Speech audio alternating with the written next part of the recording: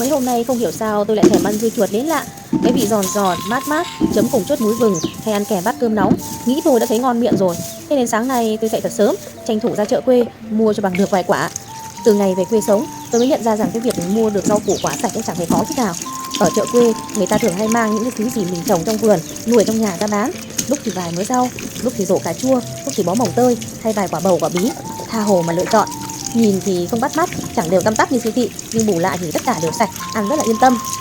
Thật ra thì mấy cái quả dưa chuột hôm nay tôi mua cũng không dễ dàng gì mà có được, phải canh mấy hôm liền, vì người bán bảo là phải đợi cho quả đủ lớn đủ giòn mới hái mang ra chợ. Mà thực sự là số lượng cũng chẳng nhiều, ai nhanh tay thì được, ai chậm thì đành chịu. Có hôm tôi trễ một chút thôi, nhìn rổ dưa chuột trống trơn mà tiếc hụt hụi luôn. Còn mấy quả mướp đắng này là của bà bán rau bên cạnh, thấy bà còn ít quá mời tôi mua nên tôi cũng mua luôn. Mướp đắng nhỏ, cầm chắc tay, nhìn xanh mướt, kiểu này chắc vừa mới hái sáng nay thôi. Tôi để ý loại mướp đắng nhỏ này, ăn không quá đắng, vị lại đậm, ngon hơn hẳn mướp đắng lai to ở chợ. Lâu rồi tôi chưa làm món này nên vừa nhìn đã thấy thèm. Nghĩ tối nay tôi xào trứng, vừa đơn giản vừa đưa cơm. Sáng nay bà hàng xóm mang sang cho tôi một mớ rau cải ngồng. Bà bảo vừa mới hái ngoài vườn, lá còn xanh mướt, cọng thì non mềm, nhìn thôi đã thấy ngon rồi. Tôi nghĩ rau thế này mà để lâu thì uổng lắm, phải đem ra nấu ngay mới giữ được cái vị ngọt tự nhiên.